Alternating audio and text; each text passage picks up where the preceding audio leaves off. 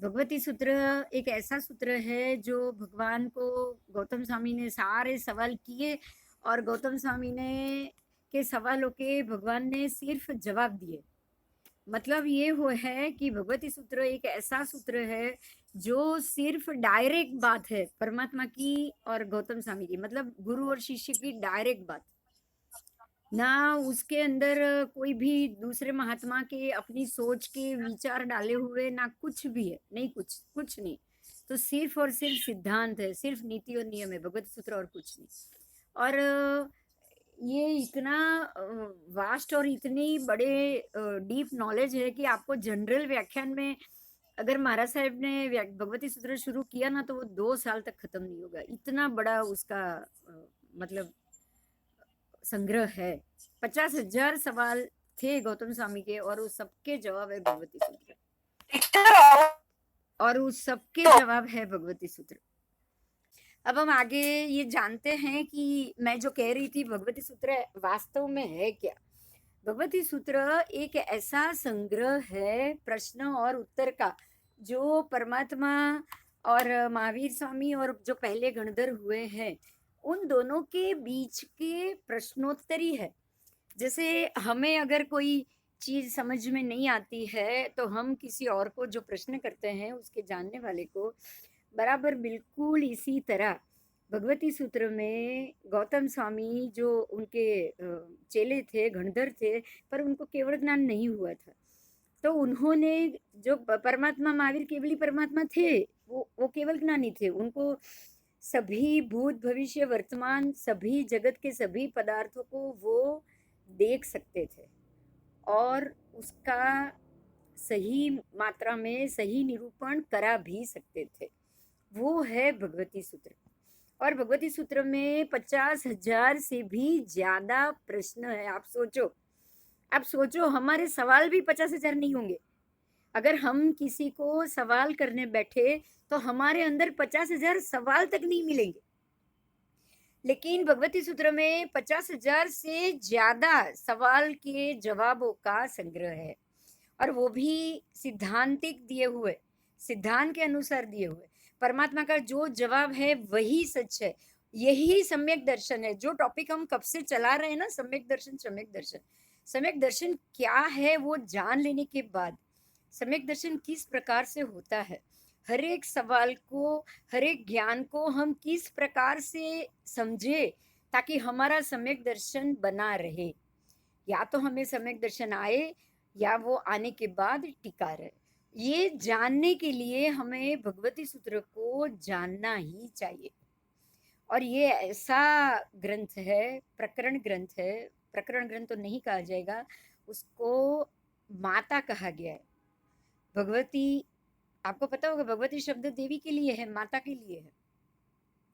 तो ये एक ऐसा ग्रंथ है जो बिल्कुल सिद्धांत, इस संसार के चलने का कारण, संसार क्या है, ये जगत क्या है, जगत कैसे उत्पन्न होता है, जो षड्द्रव्य पूरी चीज, पूरी जानकारी, उसमें ग्रह भी आ गए, जमीन भी आ गई, आकाश भी आ गया, पूरा नॉलेज उसके अंदर।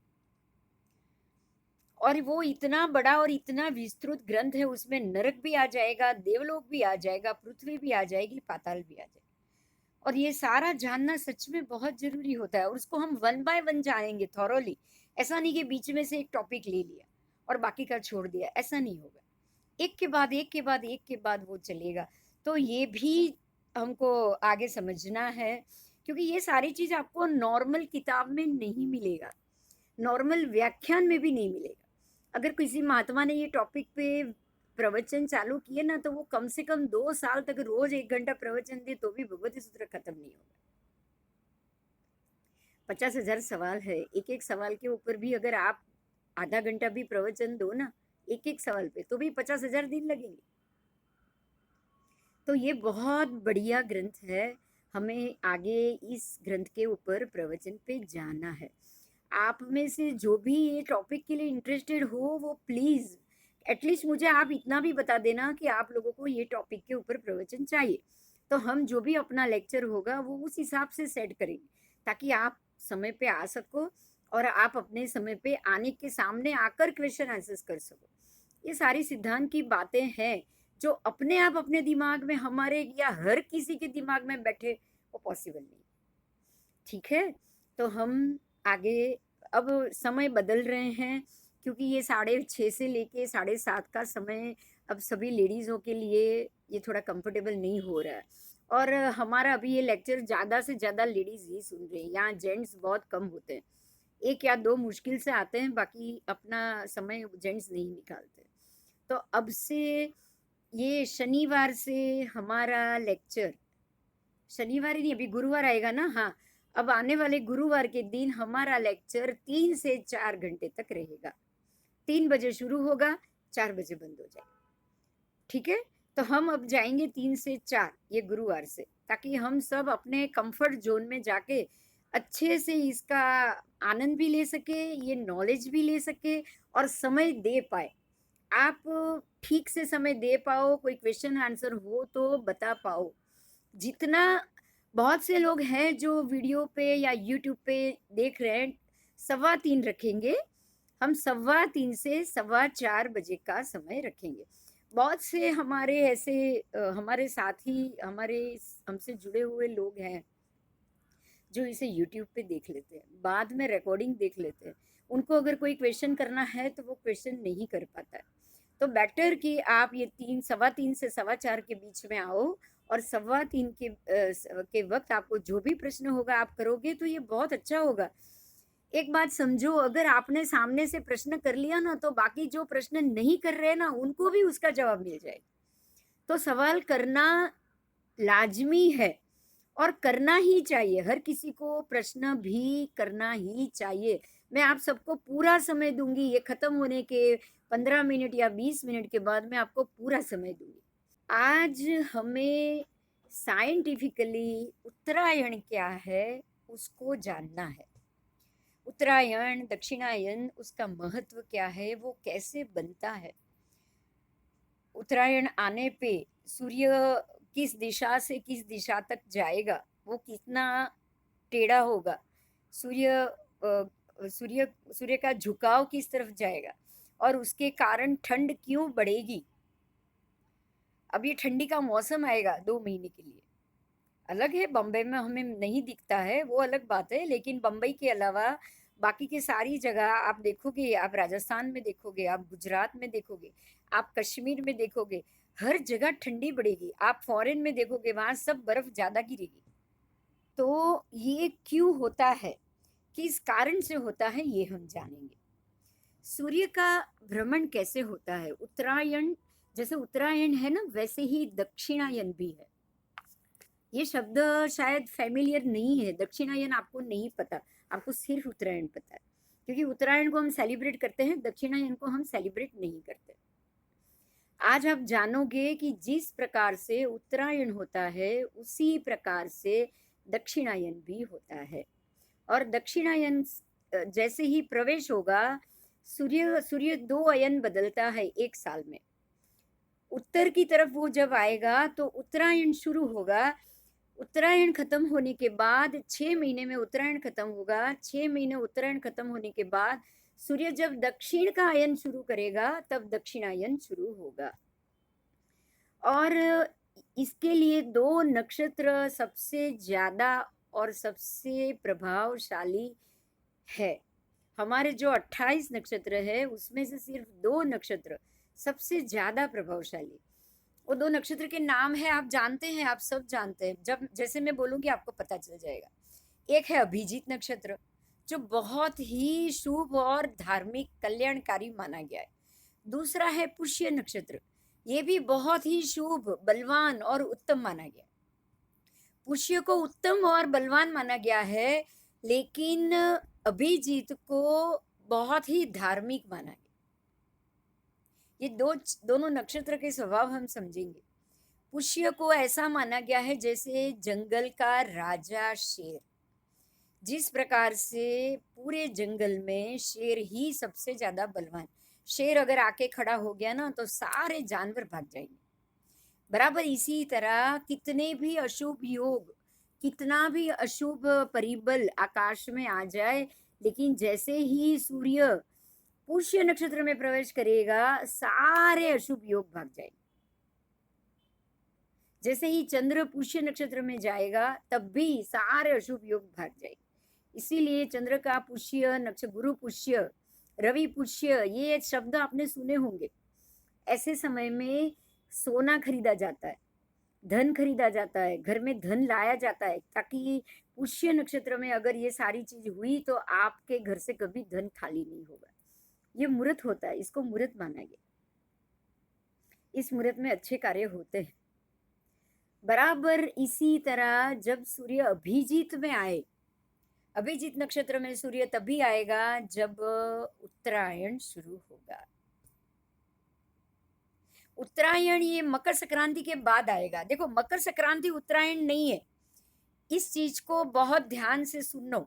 आज मकर संक्रांति में सूर्य का प्रवेश हो गया, इसका मतलब ये नहीं है कि सूर्य उत्तरायण में आ गया। सूर्य अभी भी अब उत्तराषाढ़ा नक्षत्र में है, उसको और 4 दिन उत्तराषाढ़ा नक्षत्र में लगेंगे। उत्तरायण में सूर्य आने के बाद, मकर संक्रांति में प्रवेश कर लेने के बाद, जब सूर्य 4 दिन बाद अभिजीत नक्षत्र में प्रवेश करेगा तभी उत्तरायण शुरू होगा। तो ये मकर संक्रांति है, वो सूर्य का मकर राशि में प्रवेश हो रहा है। लेकिन उत्तरायण कब शुरू होगा? तो प्रवेश कर लेने के 5वें दिन सूर्य का अभिजीत नक्षत्र में प्रवेश होगा और बराबर 4 दिन तक सूर्य अभिजीत नक्षत्र में रहेगा। ये समय सबसे उत्कृष्ट माना गया है, सबसे शुभ माना गया। सूर्य का उत्तरायण प्रवेश सबसे सर्वाधिक शुभ है। पूरे साल में यही 4 दिन है जो सबसे बलवान होते हैं। और अभिजीत में सूर्य आने से धार्मिक कृत्य, सारे धार्मिक दीक्षा, प्रभावना, प्रतिष्ठा, फिर पढ़ाई शुरू करना। आपको ये पता होगा, ज्योतिष शास्त्र तभी शुरू होता है। ज्योतिष शास्त्रों को इन लोगों ने, हिंदू धर्म हो या कोई भी धर्म हो, जैन धर्म हो, उसमें भी ज्योतिष शास्त्र का स्थान आगमों के अंदर दिया गया है। पूरी सूर्य प्रज्ञप्ति, चंद्र प्रज्ञप्ति, जम्बूद्वीप प्रज्ञप्ति, ये 3 बड़े आगम और गणि विद्या प्रकीर्णक, ये 4 बड़े आगम ज्योतिष से भरे हुए पड़े।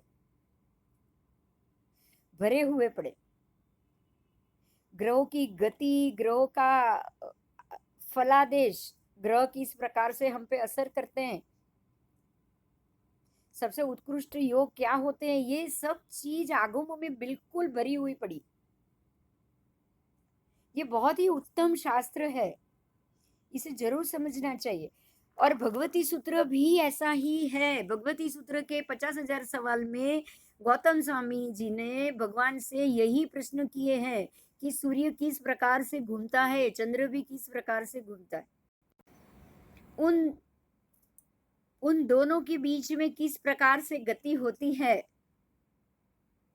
और इस गति के दौरान कौन कौन से शुभ मुहूर्त खड़े होते, ये सारी बात परमात्मा ने बताई। तो ज्योतिष को जानना, ज्योतिष को समझना और ज्योतिष के हिसाब से ही आगे के सारे कृत्यों को करना, फिर वो संसारी हो या धार्मिक हो, प्रतिष्ठा हो, पूजा हो, ये सारी चीजों को उत्तरायण शुरू होने के बाद ही किया गया है। और एक सबसे बड़ी बात मैं बताऊं, ये उत्तरायण जैसे ही शुरू होगा, उसके पहले के 3 दिन और उसके बाद के 4 दिन, उत्तरायण शुरू होने के पहले के 3 दिन और उत्तरायण शुरू होने के बाद के 4 दिन, ये 7 दिन को कड़कड़ता खिचड़ा बोला गया है। ये एक ज्योतिष का शब्द है, ये ज्योतिष का शब्द है। ये इसको समझना थोड़ा सा जरूरी, इसलिए मैंने आपको बताया। कड़कड़ता खिचड़ा, खिचड़ा का मतलब ये हो गया गर्मा गर्म खिचड़ा। गर्मा गर्म खिचड़े का क्या मतलब हुआ? इतना गर्म है वो खिचड़ा कि आप 1 चम्मच मुंह पे रखोगे ना तो आपकी जीवान सब जल जाएगा। आपकी जीभ जल जाएगी, आपका गला जल जाएगा। तो ये शब्द इसीलिए उपयोग में लिया गया है कि मुहूर्त के हिसाब से ये 7 दिन कोई काम नहीं करना है।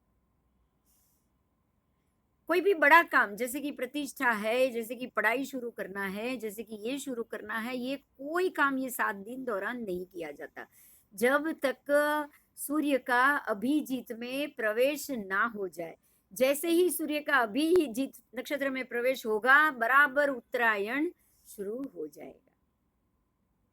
तो जब ये मकर संक्रांति शुरू होगी तो उसके पहले के 3 दिन और मकर संक्रांति के बाद के 4 दिन, ये 7 दिन कड़कड़ता खिचड़ा बोला गया है।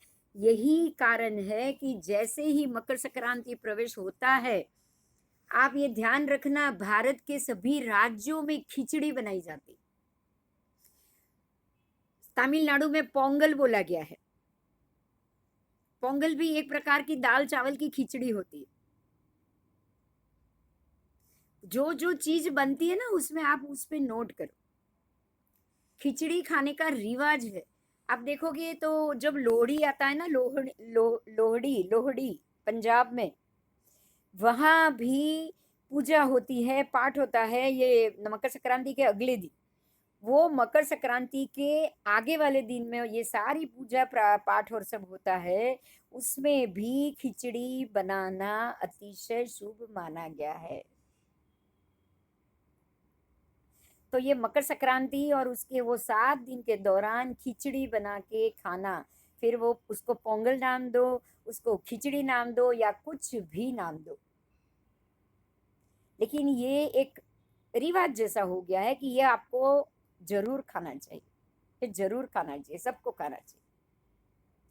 क्योंकि यही चीज से हम समझेंगे कि अब ये समय में खिचड़ी जैसी, सारे ग्रह नक्षत्र, उसका प्रभाव बिल्कुल गर्मा गर्म खिचड़ी जैसा हो गया है।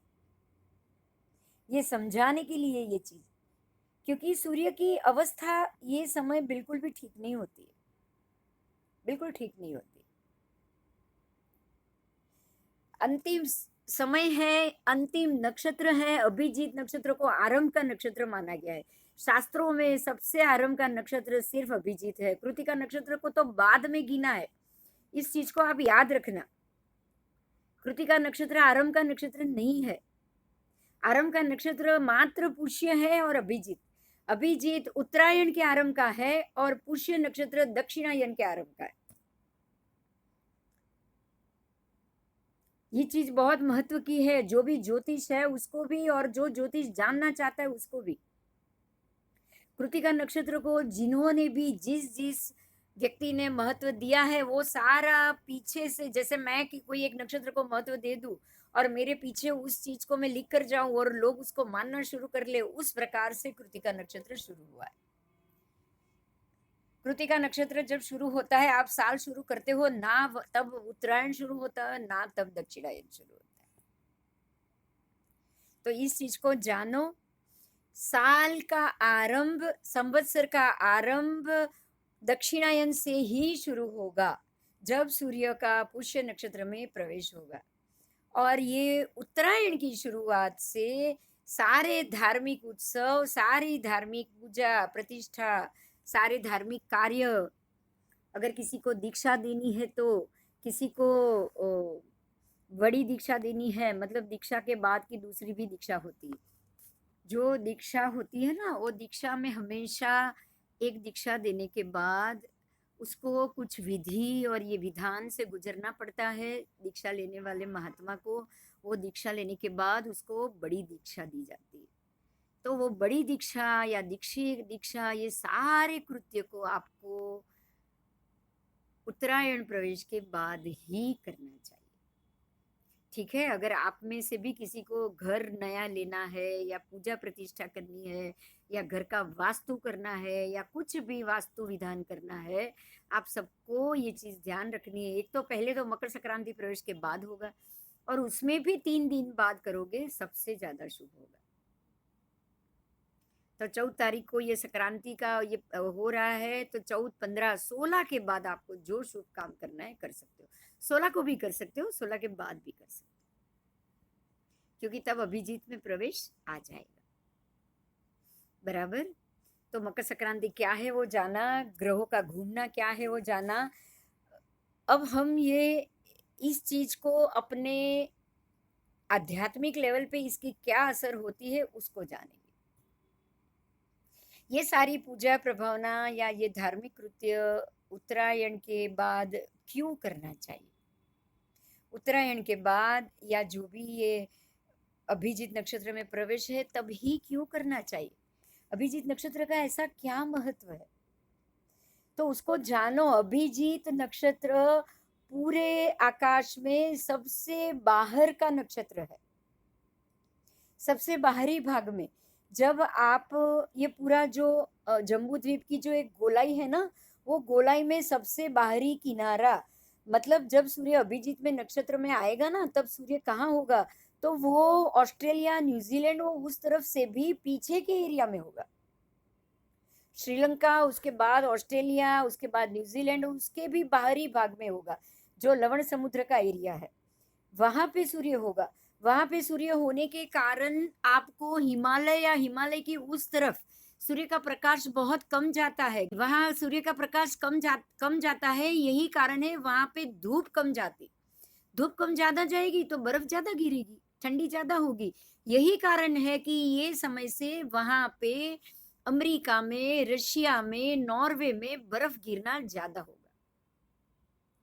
तो जब उत्तरायण प्रवेश होगा तब नॉर्वे, चाइना, वो सब एरिया में बर्फ ज्यादा गिरेगी। वहां से धीरे धीरे कश्मीर तरफ आओ, कश्मीर में भी अब बर्फ गिरना शुरू हो जाएगी। और हमारा जो एरिया है हिमालय से इस तरफ, जैसे कि मध्य प्रदेश देखो आप, या महाराष्ट्र देखो, कर्नाटक देखो, वो सब एरिया में ठंडी पड़ना शुरू हो जाएगी। श्रीलंका, वहां से आप जैसे नीचे की तरफ जाओगे, न्यूजीलैंड, ऑस्ट्रेलिया, वो भी ठंडा है, लेकिन उसके बाद का प्रदेश है वहां पे आपको गर्मी मिलेगी। वहां तक सारा एरिया ठंडा हो जाएगा, क्योंकि सूर्य का जो भ्रमण है ना वही लवण समुद्र के अंदर हो रहा है।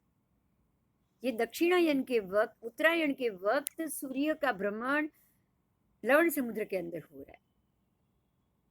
और धीरे धीरे जैसे हम उत्तरायण खत्म करते जाएंगे और दक्षिणायन की तरफ अग्रसर होते जाएंगे, तो 3 महीने बाद, बराबर 3 महीने बाद सूर्य का भ्रमण हमारे ही ये भारत, ये श्रीलंका, फिर ये ऑस्ट्रेलिया, न्यूजीलैंड, वो सबके प्रदेश के ऊपर से होना शुरू हो जाएगा। यही कारण है कि ये सारा एरिया धीरे धीरे गर्मी डिग्री बढ़ती जाएगी, 25 डिग्री, 30 डिग्री, 45 डिग्री, यहाँ तक कि मार्च, अप्रैल, मई तक तो हम 55 डिग्री तक पहुंच जाएंगे, क्योंकि ये सूर्य का पूरा भ्रमण हमारे ही प्रदेश के ऊपर से होगा। और धीरे धीरे अंदर के प्रदेश में, फिर वो अमेरिका हो या सब जगह हो, वो जगह धीरे धीरे ठंडी कम होती जाएगी। मार्च अप्रैल आते आते तक तो कोई जगह बर्फ नहीं रहेगा, सब जगह नॉर्मल। और वहां बारिश जरूर होगी, ये मत भूलना आप। नॉर्वे, अमेरिका, रशिया, वो सब जगह बारिश हो सकती है, वहां बर्फबारी हो सकती है, लेकिन ज्यादा नहीं, बहुत कम। क्योंकि वो जो नॉर्वे और जो 60 डिग्री उत्तर ध्रुव का जो प्रदेश है ना, वहां पे तो कभी भी बर्फ बंद नहीं होता है, क्योंकि वहां तक सूर्य का प्रकाश कभी जाता ही नहीं है, सूर्य की धूप कभी वहां तक जाती ही नहीं। इस चीज को समझना है हमें। यही कारण है कि उत्तरायण को शुभ माना है, क्योंकि उत्तरायण के बाद, उत्तरायण के वक्त यहाँ की सीजन बिल्कुल मॉडरेट होती है, बिल्कुल मध्यस्थ, बढ़िया बढ़िया से बढ़िया सीजन होती है। आप सारे वसाना खाओ, गर्मा गरम गरम चीज खाओ, सूट खाओ, पिपरी मूल खाओ, ये सारी चीज आप बहुत बढ़िया से खा सकते हो। और धार्मिक उत्सव भी करो, धर्म करो, तप करो, जो करना है करो, आप सब चीज बहुत बढ़िया कर सकते हो। लेकिन जैसे जैसे गर्मी शुरू होगी, आप देखो उसके दक्षिणायन में आने से पहले गर्मी भी शुरू हो जाएगी और बारिश भी शुरू हो जाएगी। ये दोनों सीजन, मेन जो सीजन है, वो दोनों सीजन दक्षिणायन के दौरान ही मिलेगी, उत्तरायण के दौरान नहीं। यही कारण है उत्तरायण को बहुत शुभ माना है। ठीक है, तो जो इसका महत्व है वो हमने जाना।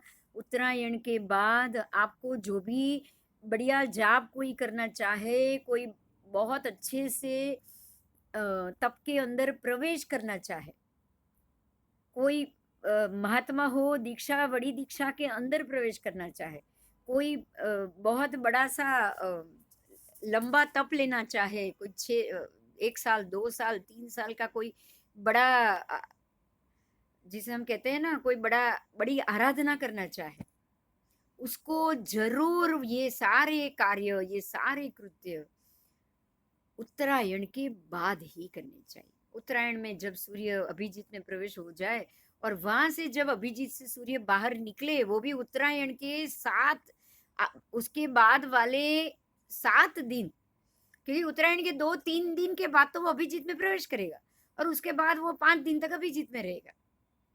तो आप बराबर गिनोगे तो उत्तरायण शुरू होने के, ये जैसे मकर संक्रांति आ गई, मकर संक्रांति के शुरू होने के तीसरे दिन से लेके उसके 10वें दिन तक पूरा अभिजीत का सूर्य का संयोग रहेगा। ये 7 दिन आप जो चाहे बढ़िया से बढ़िया तप, जप, माला गिनना, कौसक में जाना, ध्यान में जाना, सारी प्रवृत्ति आप कर सकते हो।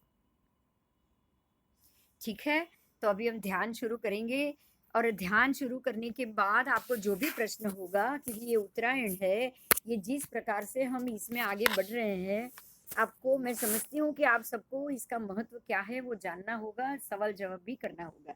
तो हम समय से इसको बंद करेंगे, एक बार ध्यान शुरू करते हैं, फिर आपको जो सवाल होगा आप माइक्रोफोन ऑन करके आप सवाल कर सकते हो।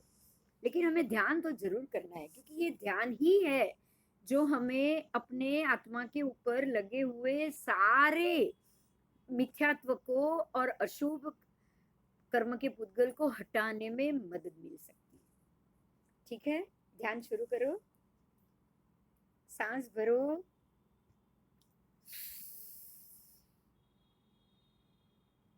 ओम।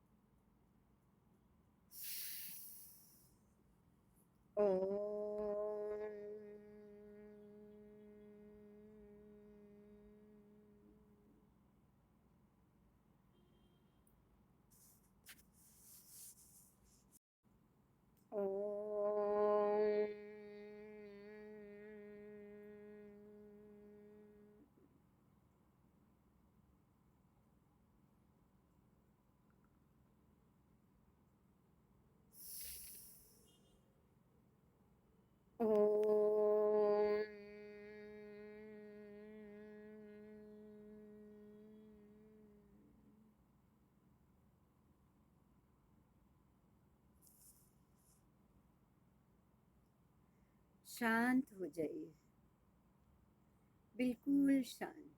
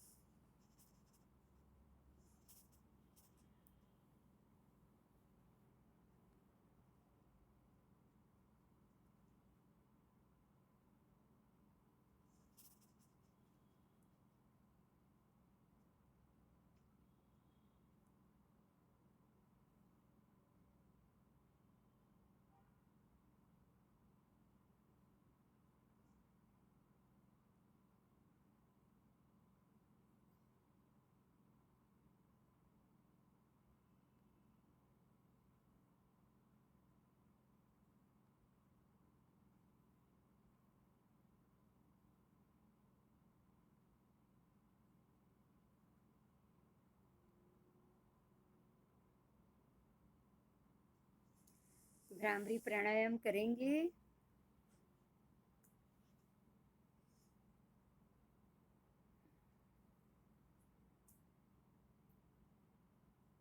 आँख, नाक, कान सब बंद, सांस भर के नाक भी बंद।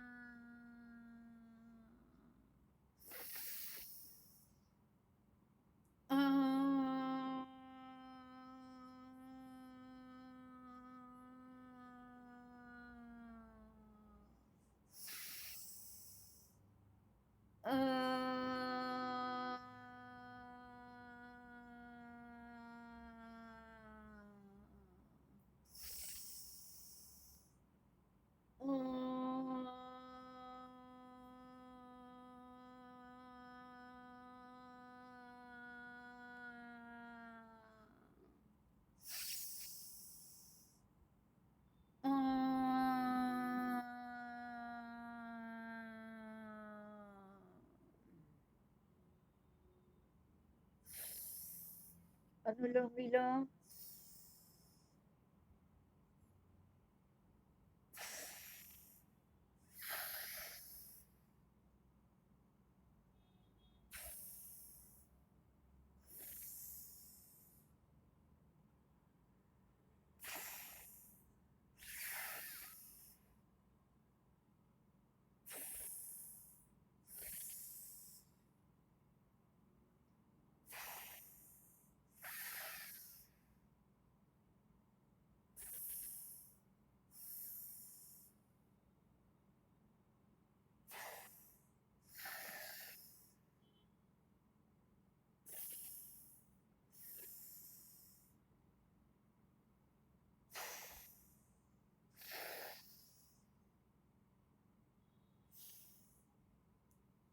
एक्सरसाइज करो।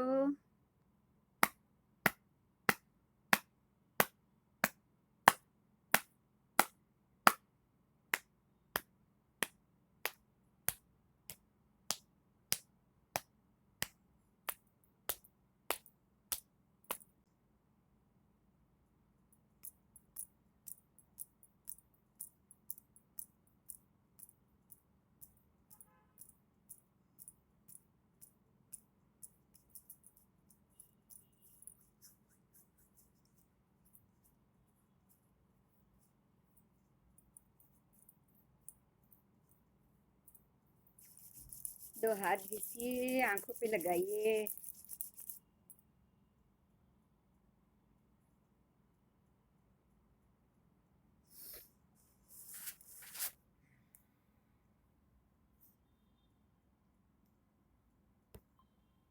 હરિઓમ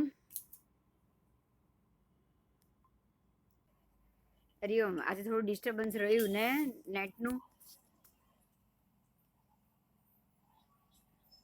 હા થોડો રહ્યો હશે.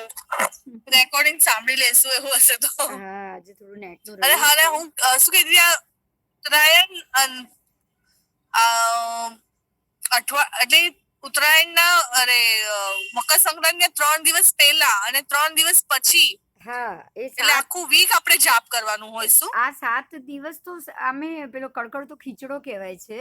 એટલે આ 7 દિવસમાં જ આ ખીચડો તો મકર સંક્રાંતિના દિવસે ખીચડો, તલ, ગોળ આ બધું જે ખાવાનું કારણ છે ને એનું કારણ જ આ છે કે આપણું શરીર હવે આ બધું થોડું કાલે છે ને જ્યોતિષનું પણ લેક્ચર આવશે, એમાં હું બધું ખાસ બોલીશ. કારણ કે આ થોડું ધાર્મિક હતું ને એટલે મેં આજે ધાર્મિક જ વાત કરી. હજી જ્યોતિષના લેક્ચરમાં પણ આખું આ જ વસ્તુ આવશે. હા કાલે રાત્રે 9:30 કાલે રાતે 9:30 જ્યોતિષમાં પણ આવશે. એમાં તો આખું ફળાદેશ સાથે આવશે કે તલ ગોળ શું કામ ખાવા જોઈએ, તલ ગોળનું શું કારણ છે. તલ અને ગોળ અત્યારે એટલું કહી દઉં, તલ અને ગોળની ચીકી આ ઉત્તરાયણ થાય એટલે એના પછી લગભગ અઠવાડિયા સુધીમાં તલ અને ગોળ ખાસ ખાવા.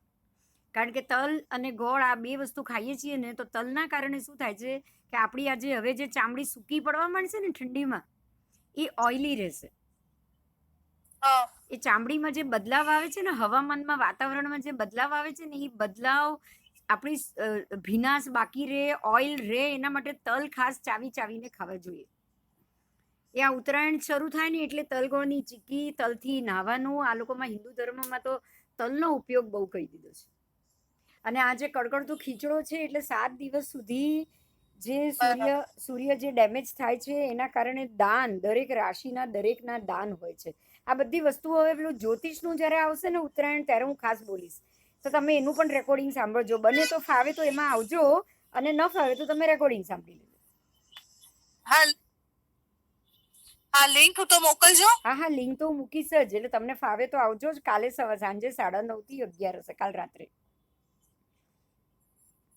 બરાબર કાલે ને હા વેનસડે તો છે ને એમાં પણ આ સૂર્ય હા થયું આખું વર્ષ હા શું હા જશે સૂર્ય આ પ્રવેશ કરે છે ઉત્તરાયણમાં તો એનો શું પ્રભાવ એ આપણે કેટલા હજી વધારે હેરાન થશું અને આ હજી કેટલા દિવસ સુધી આ બધું ચાલ્યા કરશે આ બધું પ્રેડિક્શન એમાં ગ્રહોના પ્રેડિક્શન થોડા દિવસ સાથે આવશે. બરાબર તો એ તો 1.5 કલાકનું એ પણ પણ આવશે.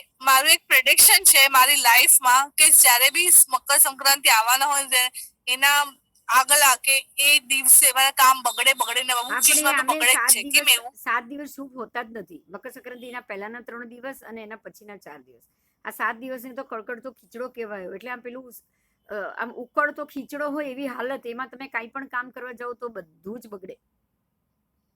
બધું જ બગડે.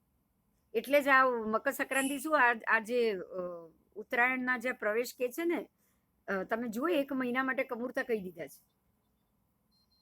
કમૂરતા ઉતરશે અચ્છા 14 જાન્યુઆરી 14 ડિસેમ્બર થી 14 જાન્યુઆરી. કમૂરતામાં એક મહિના સુધી સારું કામ કરવાની ના પડે છે. એનું બરાબર કારણ શું હોય ના એ તો એમાં છે ને ખાસ એનું કારણ તો સૂર્યને મીન રાશિમાં પ્રવેશ છે એનું મુખ્ય કારણ છે. સૂર્યને ગુરુની રાશિમાં જ્યારે પણ પ્રવેશ થાય ત્યારે કોઈ પણ શુભ કાર્ય કરાતા નથી. ત્યારે ખાલી આત્મલક્ષી સાધના ધ્યાન યોગ આ જ બધા કામ કરવાના. કોઈ સંસારી કામ નહીં કરવાના. ધાર્મિક પણ ઉત્સવના પણ કામ નહીં અને સંસારિક પણ કામ નહીં.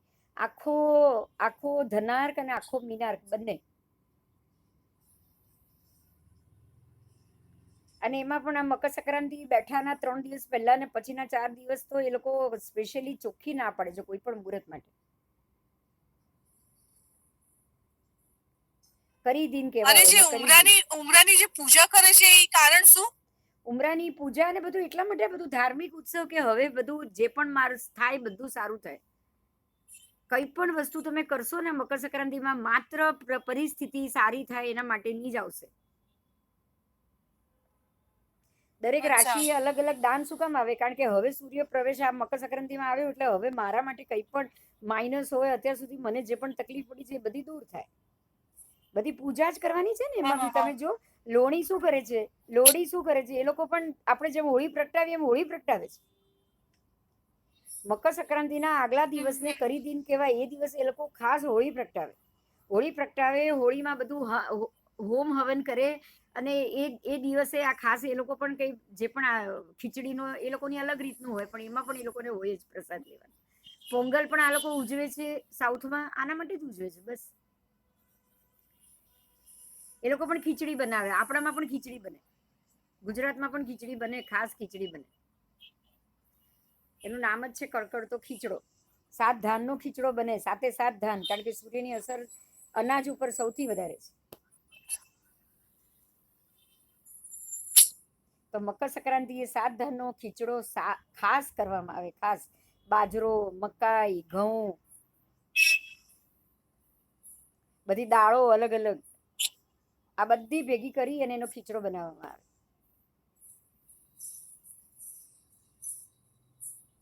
આ બધી વિધિ છે. ઉમરાની પૂજા કરાય કે હવે પછી જે પણ મારા ઘરની અંદર જે પણ પ્રવેશ કરે એ બધું શુદ્ધ અને શુભ થાય બસ.